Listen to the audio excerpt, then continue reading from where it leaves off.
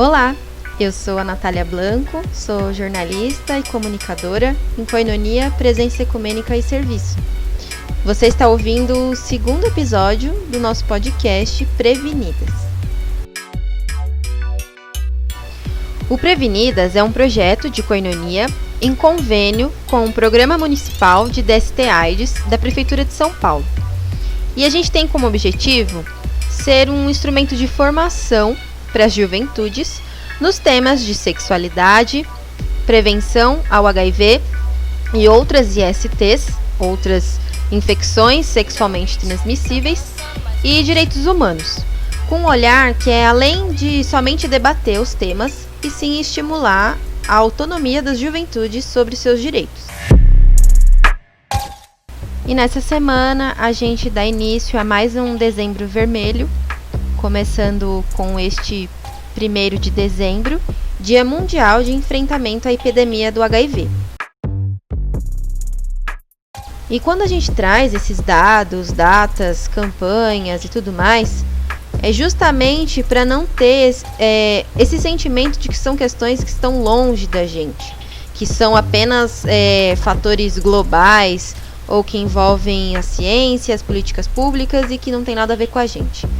É muito pelo contrário, porque se você não vive com HIV, com certeza você convive e conhece alguém que vive com o vírus, mesmo que você não saiba disso. Porque na real mesmo, quando a gente fala sobre HIV, AIDS, sobre as infecções sexualmente transmissíveis, direitos sexuais reprodutivos, é a gente falando da nossa vivência, não é mesmo?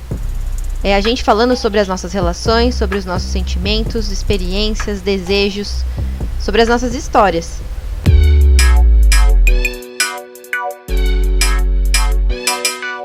Mas ok, né? Eu já tô falando demais e na verdade, quem vai falar sobre tudo isso aqui nesse episódio pra vocês são 4 pessoas. A Yasmin, o Paulo, a Giovana e Ramiro. São 4 pessoas incríveis que têm participado com a gente da nossa formação online do Prevenidas e que vão contribuir bastante com as suas perspectivas e histórias. E claro, não tem como começar a não ser agradecendo vocês pela disponibilidade do tempo em conversar com a gente, né? Colocando à disposição esse tempo que tem sido tão disputado e precioso nesse mundo remoto da vida. E queria que vocês começassem se apresentando, contando um pouco sobre vocês, quem são vocês.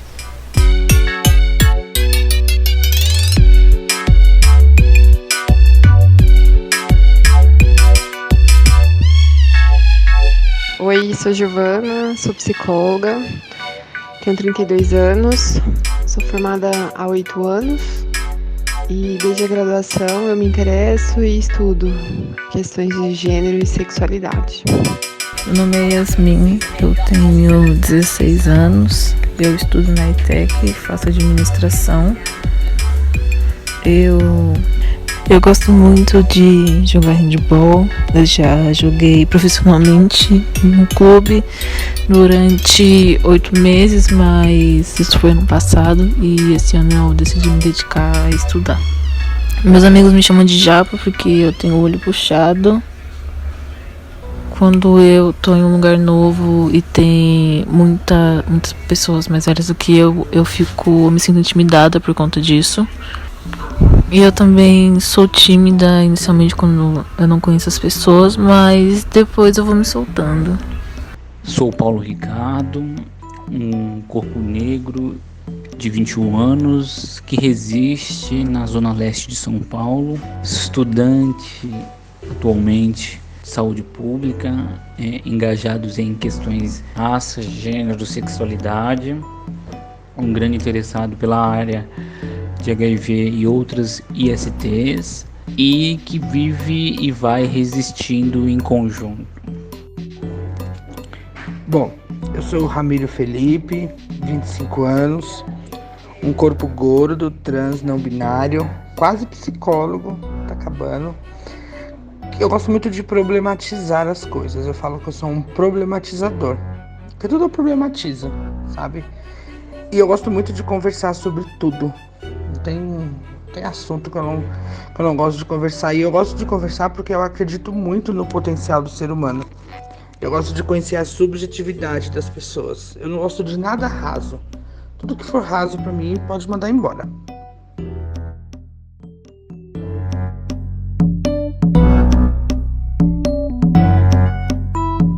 Arrasaram. Muito obrigada mais uma vez pela presença.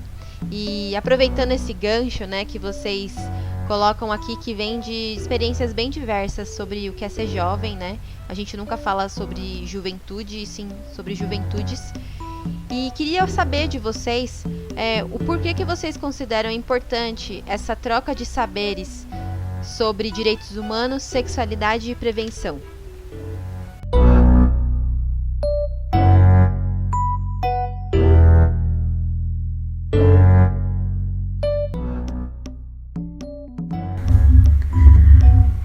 Bom, inicialmente eu sou uma adolescente e estou em formação ainda, então é muito importante a gente conversar sobre isso e eu consigo ver várias visões diferentes de quando a pessoa estava da idade que eu tenho hoje para a idade que elas têm agora. Então são perspectivas bem diferentes por um outro olhar e por um outro ponto de vista. Sobre os direitos humanos, isso tem que ser falado, tem que ser ensinado até nas escolas públicas. Por mais que falte suporte, isso tem que ser ensinado. Direitos humanos, a sexualidade e a prevenção. Porque às vezes a pessoa quer saber um modo de prevenção, mas aí procura na internet, porque em casa os pais não vão conversar sobre, porque acham que se não conversar, esse problema não existe, mas esse problema tá lá. E muitas vezes aprende com um amigo, com uma amiga, e a informação chega 50%, não vai chegar ela 100%, vai chegar como se fosse um telefone sem fio, né? Cada um fala alguma coisa e aí quando essa informação realmente chega, às vezes nem de fato é verdade. Bom, sexualidade e prevenção eu vejo ainda como um tema muito tabu na sociedade, sabe? As pessoas não falam sobre isso e isso deixa as pessoas muito fechadas. Fechadas tanto para o diálogo e para a troca de experiências, né? Porque quando a gente tem diálogo, a gente troca de experiências, a gente aprende com o outro. E pelo cuidado também, né? Porque se eu não falo, não conheço outras vivências, eu não vou me cuidar, porque o que eu tô fazendo até então é certo. As pessoas transam, todo mundo transa, em sua maioria as pessoas transam. E não é errado sentir prazer, né? E quando se fala em direitos humanos e juventude, então, assim, o preconceito rola forte, né? Porque a galera esquece que foi com a ajuda da juventude, lá no século passado, se a gente for olhar a história aí, foi com a ajuda da juventude que começaram as revoluções. E eu vejo na juventude de hoje que essa juventude tem grande potencial. Olha lá, a velha. Vejo na juventude de hoje é foda, né? Enfim. Não, mas eu vejo que nós, juventude, temos um grande potencial de mudança, de transformação. Claro que cada um em seu polo. Então, as mulheres vão falar sobre o direito de mulheres, gays sobre o direito de gays, negros sobre... Enfim, cada um em seus polos. Mas se a gente se juntar, a gente tem uma grande força de mudança, né? Que eu sempre gosto de falar. Quando a gente troca experiências, a gente aprende com o outro e evolui. Isso é muito foda, isso é muito legal. Essas questões, elas são fundamentais e levar esse acesso à informação de forma comum a todos e todas e todes torna uma luta por igualdade muito mais justa, pois o acesso à informação ela é uma das principais ferramentas para que a gente possa mudar e garantir que as populações chaves em determinados contextos, as populações que são vulnerabilizadas, elas possam ascender e ter direito a usufruto que são negadas a esses grupos de pessoas. Então entender e abrir a conversa de forma ampla e com uma formação de vários pontos de vista é fundamental, tanto na perspectiva pessoal, individual, quanto na perspectiva coletiva, somando para uma luta de direitos associados aos deveres dos cidadãos. Eu acredito que as juventudes, conversar sobre prevenção e sexualidade com as juventudes, acho que é um momento da vida muito oportuno, em que a gente abre mais possibilidades de uma construção de outras coisas a serem possíveis a partir desse momento, né? Porque geralmente o momento em que está se iniciando um projeto, uma profissão, é um tema que a juventude se interessa bastante, então a gente abordar sexualidade e prevenção pautada nos direitos humanos é super importante, tem uma possibilidade de uma consistência muito maior também, porque a gente vai estar ancorando esse debate em um solo, né, democrático, de direito, baseado na equidade também. E acho que isso também é uma das questões que esse curso propicia, né? São muitos módulos e que não são isolados, né? Eles se entrelaçam a todo momento. E tem um fator também para esse debate que é muito importante. A gente até conversou bastante sobre isso no primeiro episódio desse podcast com o Leandro Noronha, que a gente vai colocar aqui na descrição também desse episódio aqui, que é a questão da espiritualidade e da religião. Aqui em Koinonia a gente tem isso como algo determinante, como a gente se entende enquanto uma organização ecumênica, né, formada por pessoas que vêm de diferentes tradições religiosas, e como são questões muito presentes, na verdade são quase que inerentes ao modo do brasileiro, né, de ser e estar na sociedade. A gente sabe que o nosso Estado é laico, mas que, na verdade, na prática não é exatamente assim que funciona. E a gente sabe que quando falamos em sexualidade, prevenção, direitos das pessoas LGBTs, direitos das pessoas vivendo com HIV, direito das mulheres, o fator religião muitas vezes é usado como instrumento para, na verdade, negar esse acesso aos direitos. Então eu queria saber de vocês como que é essa questão da religião, da espiritualidade. Isso é um tabu para vocês? Se vocês vêm de alguma tradição religiosa e se faz sentido esse debate sexualidade também trazendo para o âmbito da espiritualidade e da religião.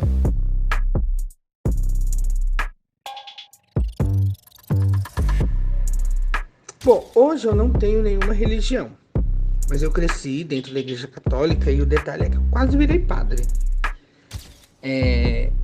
Aconteceram diversas coisas, assim, coisa pra cacete, né, e muitas vivências, enfim, muita coisa que aconteceu, e aí eu fui me percebendo que eu não consigo me encaixar em nenhuma religião. Adoro conversar sobre, a galera da Umbanda e do Candomblé, quando começa a falar, assim, eu fico apaixonado, porque eu acho foda, assim, acho maravilhoso. Assim, a religião pra mim é sensacional, mas eu particularmente não me vejo dentro de uma religião. E aí, pra mim, discutir religião e sexualidade é extremamente importante para entender exatamente a relação de cuidado com o corpo e o prazer, né? Porque quando a gente for pensar em cuidado e prazer, dá para fazer uma relação com o lado espiritual, porque o lado espiritual tem a questão do cuidado com o corpo, tem a questão do seu corpo ser um templo, né? Enfim, toda essa discussão. E quando a gente vem pro lado do prazer, e prazer com cuidado, acho que vai de encontro, né, com a religião, porque, enfim, para eu me aproximar do sagrado, né, eu preciso ter um cuidado do corpo, enfim, um certo cuidado de modo geral, e para prazer, é melhor prazer com cuidado do que prazer sem cuidado, né? E aí é isso. Eu, Paulo, me considero católico não praticante. Aquilo que é dito como o catolicismo à brasileira.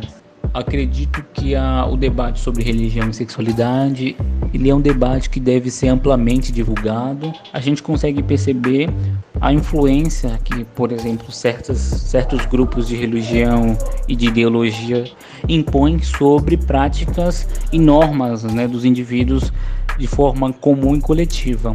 É fundamental a todos e todas e todes, assim como as demais normas que estão impostas a nós em vida, em sociedade.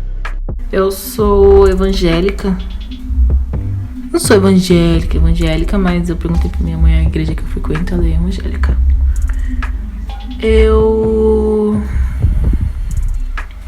A minha relação com a religião, eu não sei se é uma relação boa, mas eu sei que a minha relação com Deus é muito boa. Porque eu sei que Deus não tá na igreja e também eu não posso, e também eu não aceito e não concordo com a doutrina da minha igreja. E por conta disso, eu não frequento muito a igreja por conta de eu não concordar com a doutrina dela, mas eu gosto muito da palavra o jeito que essa igreja manda a palavra de Deus. E eu tenho uma conexão muito incrível com Deus, é surreal. E o que acha de debatermos religião e sexualidade no curso? Eu acho isso muito, muito, muito incrível, porque isso desconstrói várias coisas que foi imposta durante os anos e que é imposta até hoje pra minha geração, e eu acho que isso vai ser imposto pra próxima geração que tá vindo também, mas eu espero que isso mude. E eu vou fazer questão de mandar para meus amigos fazerem esse curso também, porque ele é maravilhoso e desconstrói muitas coisas. Muitas vezes aquilo que estava na minha cabeça eu falava, mas eu acho que tem que ser assim, mas não precisa ser daquele jeito. Tem outras opções e tem várias outras formas de ter que lidar com isso. Então, é muito incrível todo o trabalho que vocês estão fazendo que vocês têm com esse curso. Eu gosto muito. Bom, atualmente eu não estou em nenhuma religião, embora eu acredite que eu tenha espiritualidade, e é importante para mim de alguma forma, mas não estou praticando nenhuma religião atualmente. E eu acho muito, muito importante ter essa costura, esse debate no curso, porque acho muito difícil, na verdade. Eu só vi 2 cursos assim na minha vida que eu me lembre que faça essa discussão, essa ligação de um modo sem tabu, sem preconceito, e com muito respeito. Acho que a religião, ela para muita gente no Brasil, ela é estruturante, né, na vida das pessoas, ela faz as pessoas seguirem em frente em muitos momentos, e também em muitos momentos ela dita algumas regras, né, em relação ao que fazer, como agir também, e, claro, também envolve a sexualidade. Então, ter essa consideração de que a religião ela é algo importante na vida das pessoas, e a sexualidade também, é um campo de discussão com mais escuta, com mais empatia, e compreendendo todas as esferas que são importantes na vida de uma pessoa. Isso partindo do lugar de uma profissional de saúde que quer discutir sexualidade, que quer discutir prevenção, que acha isso importante, mas também é importante considerar as crenças das pessoas. Com certeza, a nossa experiência nunca pode servir de régua para a experiência da outra pessoa, né, das outras pessoas. E quando a gente fala sobre prevenção às infecções sexualmente transmissíveis, ao HIV também, qual é a primeira coisa que vem assim na cabeça de vocês? E o que vocês conhecem como método de prevenção? Eu ouvi falar da camisinha, da injeção, do DIU para usar algo contraceptivo a essas doenças. Bom, quando falamos em prevenção, o que vem para mim assim como muito forte é autocuidado. Autocuidado para mim acho que é tudo. E aí, como eu gosto de causar, eu não vou responder uma coisa só, porque autocuidado vem autoestima. Eu acho que se você não tiver uma autoestima boa, você não vai ter um autocuidado, e acho que vice-versa. E aí é prazer pelo amor e pelo corpo, sabe? Você vai ter o prazer, que é aquela coisa babado, e ao mesmo tempo você vai ter um amor por si, né? Você não vai fazer as coisas só por fazer, você vai fazer as coisas pensando no amor. Bom, sendo bem sincero, eu conheço assim o básico do básico, assim, do basicão mesmo, sabe? É uma vergonha. Eu nunca pesquisei detalhadamente sobre, eu acho que exatamente por conta, nunca fez parte do meu ciclo, sabe? Do meu ciclo de amizade, do meu ciclo de discussões. Era sempre um assunto, uma coisa ou outra, por exemplo, um curso ou outro. Eu lembro que eu participei, acho que foi no final do ano passado, no Koinonia também, sobre não sei se foi palestra, enfim, foi um dia lá falando sobre prevenção, enfim. Então nunca fez parte do meu ciclo de amizade, tá? Então eu conheço muito pouco, é uma vergonha, eu sei. Bom, atualmente o que vem primeiro à minha cabeça é testagem, mas porque eu trabalhei um tempinho num serviço que chamava Prevenção para Todos e a gente fazia muita testagem. Em segundo lugar, que ninguém me perguntou, né? Mas em segundo lugar me vem autocuidado. E durante muito tempo, vinha na minha cabeça prática sexual e camisinha. E aí quando eu comecei a discutir mais e a entender mais, que veio, né, uma perspectiva mais ampla, né, de prevenção combinada e de um cuidado contínuo, né, com a própria saúde. A testagem rápida, o acesso ao medicamento, quer dizer, adesão ao tratamento, redução de danos, evitar compartilhar materiais cortantes com outras pessoas, a PrEP também, que hoje tem também a PrEP sob demanda. Temos uma variedade de métodos de prevenção atualmente, que bom. A primeira coisa que vem à minha cabeça é desigualdade e informação. Desigualdade no sentido de que, por mais que as políticas públicas, no que diz respeito às ISTs, elas sejam fortes, né, e tenham ganhado espaço em nossa sociedade brasileira, a gente ainda consegue perceber com dados, né, que esse alcance ele ainda é muito pequeno para as populações que mais necessitam. Então, desigualdade nesse sentido, né, a desigualdade de acesso, e o fator da informação é que com informação nós conseguimos tomar ciência e tomar poder sobre certas circunstâncias e coisas e práticas.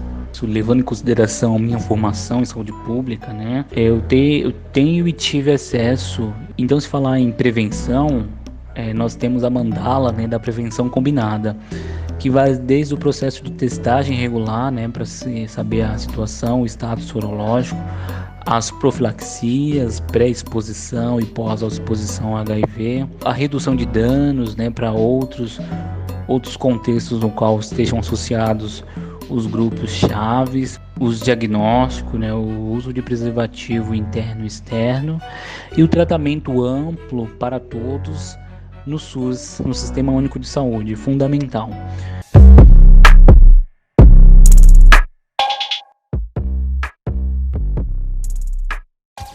Como eu falei lá no início, né, a gente está inaugurando esse Dezembro Vermelho 2020 e este ano não tem sido fácil, né? Segundo dados da Organização Pan-Americana da Saúde, a OPAS, desde que a pandemia global da Covid-19 foi decretada em março, o número de pessoas que fizeram o teste de infecção pelo HIV diminuiu drasticamente, tanto no Caribe quanto na América Latina. Estima-se que 23% das pessoas com HIV desconheçam que estão infectadas e aproximadamente 1/3 tem um diagnóstico tardio, quando o estágio do HIV no organismo já está bem avançado. O Dezembro Vermelho surgiu em 1987, quando a Organização das Nações Unidas criou essa campanha para lembrar e sensibilizar o debate sobre esse enfrentamento da epidemia ao HIV. Aqui no Brasil, o Ministério da Saúde aderiu à campanha em 1988, como explica muito bem o Pierre, que também faz parte da equipe do nosso projeto Prevenidas e também é colaborador em Koinonia. Olá, eu sou Pierre Freitas, assistente social, ativista de direitos humanos, com foco na população LGBT e pessoas vivendo com HIV. Sou um dos técnicos em Koinonia, Presença Ecumênica e Serviços, no projeto Prevenidas. Antes de a gente falar sobre o movimento social de AIDS, a gente precisa compreender qual é a saúde que a gente tinha na década de 80, né? Até ali 88. Naquele período, quem tinha só acesso à saúde eram as pessoas que trabalhavam, que tinham a carteira assinada. Então, o acesso não era para todos, era muito mais difícil, era muito mais complexo, né? E aí, depois de 88, que veio a Constituição, que os ativistas LGBT e algumas pessoas que já estavam se organizando do movimento de AIDS, conseguiu, através dessa política que foi implantada, né, que foi o SUS, que é de saúde para todos, independente de quem seja esse todos, né, mas estando no território brasileiro, todo mundo pode ter acesso e tem o direito a ter acesso à saúde. Então, a partir daí, a partir desse momento histórico aí na nossa para a garantia da nossa saúde, né, a gente pôde observar que a gente teve vários avanços, né, várias conquistas. Então foi a partir daí que foi criado os serviços especializados para atender, tratar, acompanhar, acolher as pessoas que vivem com HIV ou com alguma IST, né?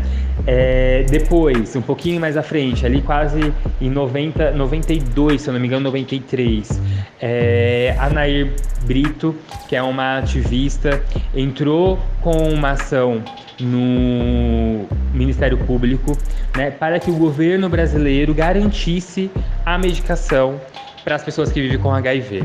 Então, a partir desse processo, né, que a Nair montou e entrou com uma ação contra o Estado, a gente acabou ganhando e acabou conseguindo conquistar o direito à medicação, né? Até porque a gente ainda não tinha tantas medicações ainda no mundo, né, como a gente tem hoje, e naquele período, então, a gente precisou fazer essa articulação judicial para a gente conseguir garantir. E aí depois, um pouquinho mais para frente, se não me engano, em 95, 96, a gente tem uma lei que foi criada pela Câmara dos Deputados, garantindo de fato a medicação para todas as pessoas que vivem com HIV. Naquele momento era AIDS, né? Mas agora é HIV/AIDS, que vive com essa infecção, pode ter acesso e garantida, né, essa medicação pelo SUS. Então, o movimento social, ele é fundamental para a garantia das políticas públicas e para ela que de fato seja implementada, né? Se não for um movimento social, com certeza muitas coisas a gente não teria, e muitas coisas que a gente tem hoje, mesmo que tenha algumas dificuldades ou alguns empecilhos, né, para a gente garantir essas coisas, a gente também pode ser que não teria nem essas coisas para a gente reclamar, né? A situação seria muito mais complexa do que a gente tem hoje.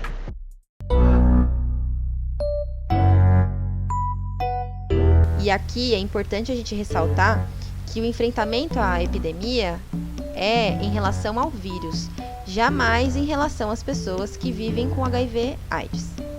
Paulo deixou aqui um ótimo gancho para eu perguntar para vocês por que então precisamos continuar falando sobre prevenção e também sobre os direitos relacionados ao HIV/AIDS. Queria saber de vocês.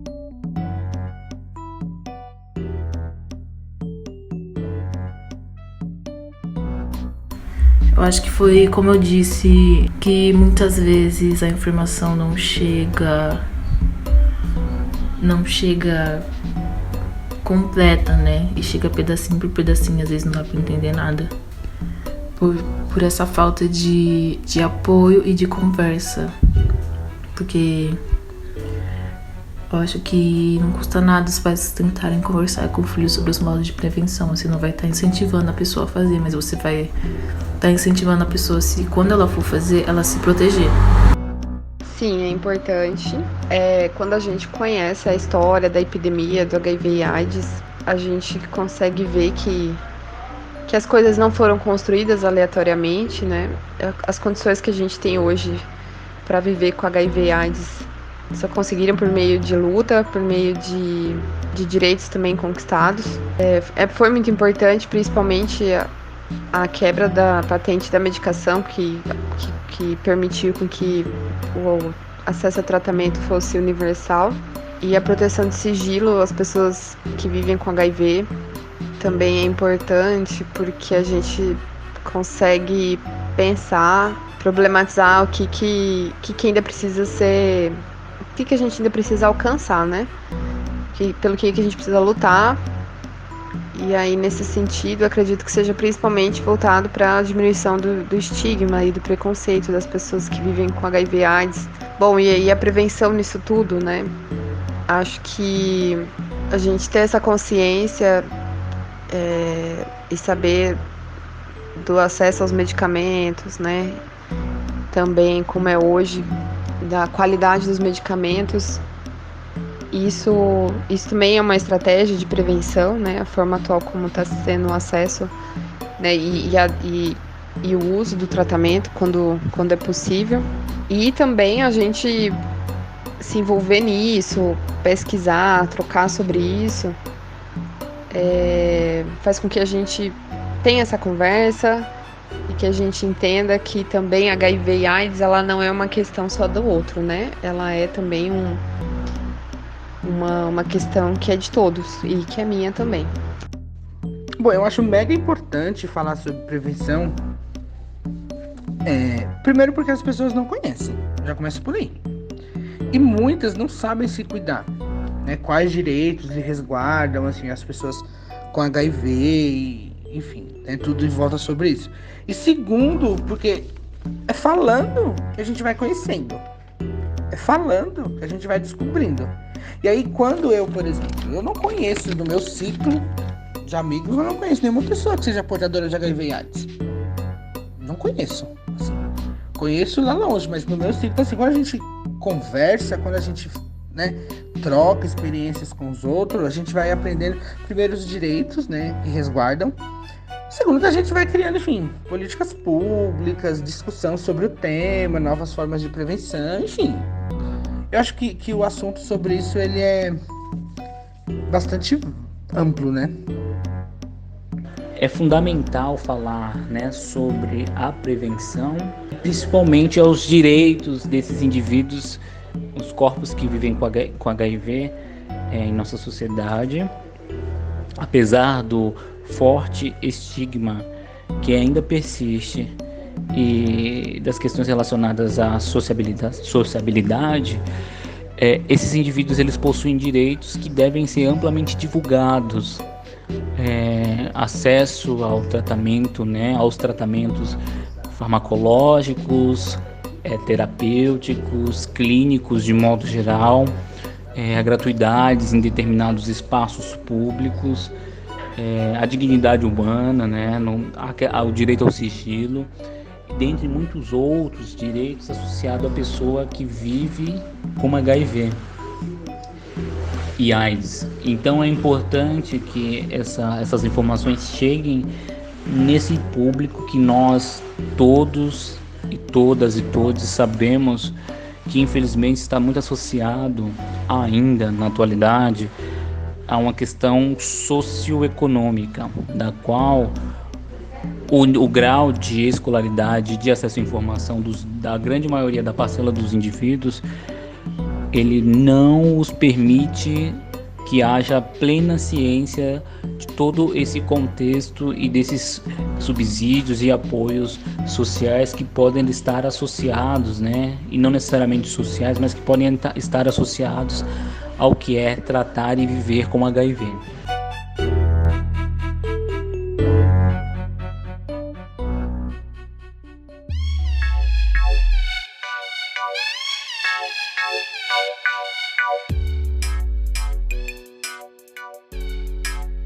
Bom, e por fim, como a gente está aqui com este episódio inaugurando também o nosso Dezembro Vermelho de 2020, eu queria que vocês terminassem completando uma frase que é a seguinte: precisamos falar sobre HIV por quê? Precisamos falar sobre HIV porque a minha geração está muito sem informação e isso precisa ser discutido nas escolas, isso precisa ser falado. Bom, precisamos falar sobre HIV e AIDS, porque pode sim ter prazer e cuidado com o corpo, é certeza. Assim, o prazer está associado ao bem-estar físico e o cuidado e as prevenções estão completamente ligados ao amor próprio, ao cuidado, à autoestima. E aí, como eu gosto de problematizar, eu relacionei um com o outro, né? Porque assim, se a religião tem aquele aspecto de cuidado com o corpo, do corpo, do sagrado e etc., prevenção e autocuidado também, né? Porque você vai estar tendo prazer, que é uma coisa gostosa, vai estar cuidando do seu corpo e ao mesmo tempo você vai estar aí resguardando o seu corpo, uma questão da sua religiosidade, enfim, gente, isso é um assunto pra mesa do bar, sabe? Assim, um sabadão, 6 horas da tarde, um barzinho ali na República, enfim. É isso, acabar a pandemia, vamos junto. Precisamos falar sobre HIV porque é uma questão de todo mundo, né? A gente vive numa sociedade com vírus. Esse vírus, ele não é do outro, de algo que está longe de mim. Ele é algo que, inclusive, está muito perto. Então, a gente tem que conversar sobre isso, mas não somente sobre HIV, sobre sexualidade, sobre autocuidado, porque falar sobre isso, naturalizar essa conversa, naturalizar esses temas, é a gente trabalhar com saúde, é a gente falar de respeito, falar de cuidado, de produção de saúde sem preconceito, sem julgamento, considerando a realidade da vida das pessoas, que é nossa também. Precisamos falar sobre HIV, pois quase 40 anos após o início da disseminação do vírus no Brasil, tivemos uma história de estigmatização de grupos e de indivíduos que perpetuaram durante tempos. E é importante que a forma do contágio seja esclarecida, levada a toda a população de forma comum e ainda além, pensar que nos corpos que vivem com HIV, a informação dos direitos e dos deveres associados a essa pessoa, elas sejam amplamente divulgadas para que o indivíduo saiba, o indivíduo das periferias, os mais mazelados, né, que estão em situação de vulnerabilidade, eles tenham plena ciência, principalmente com relação ao tratamento gratuito e de forma universal no Sistema Único de Saúde no Brasil. Então, é uma pauta importante e a ciência vem avançando no que diz respeito a tratamento, procedimentos clínicos, farmacológicos, mas a gente não pode achar que está tudo bem só por isso, ou só porque tem tratamento devemos banalizar. É uma questão que deve ser tratada, a vida contínua dos indivíduos, das pessoas que atualmente vivem com HIV, para que os preconceitos associados ao HIV eles sejam derrubados.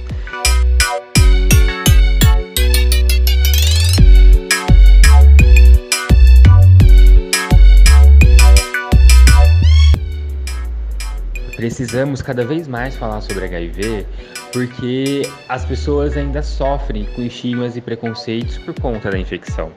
A gente sabe que a nossa sociedade é preconceituosa, né? Que na verdade ela é preconceituosa por falta de informação. Então, cada vez mais que a gente falar sobre o assunto, abordar o assunto, a gente vai estar contribuindo para diminuir estigmas e preconceito em torno das pessoas que vivem com HIV.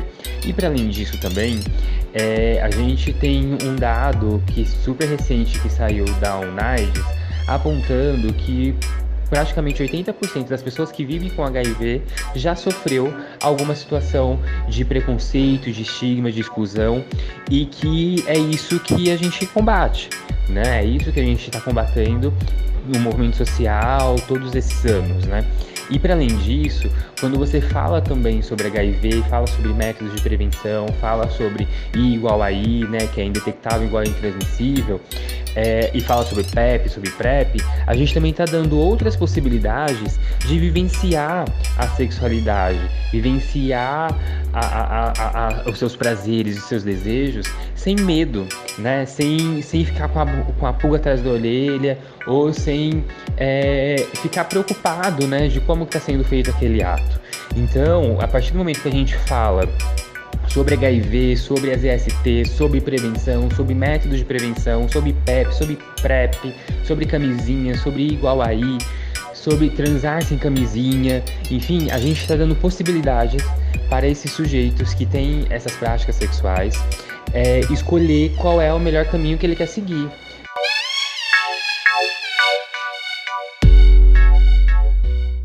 É sobre isso.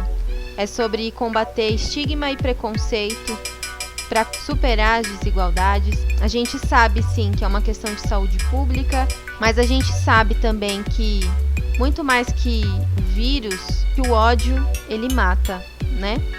O ódio adoece, o ódio acaba com a esperança das pessoas. Então é sobre isso também que a gente fala.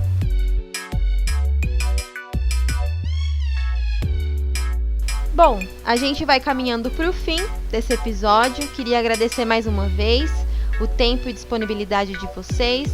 Espero que vocês tenham gostado também de trocar essa ideia, de trazer as perspectivas de vocês. Espero que também a galera que está ouvindo tenha gostado, que tenha contribuído de alguma forma. A gente pede também que vocês curtam a nossa página @juventudesdh. É a página no Facebook que a gente usa para falar sobre os temas dos projetos de juventude, sexualidade e direitos humanos. Por lá que a gente posta sobre inscrições, informações mais detalhadas sobre a formação. Sigam as redes sociais também de Koinonia, Presença Ecumênica e Serviço, nosso Instagram, Twitter, a página institucional do Facebook e o YouTube. Provavelmente você vai encontrar todos esses links e arrobas na descrição desse episódio.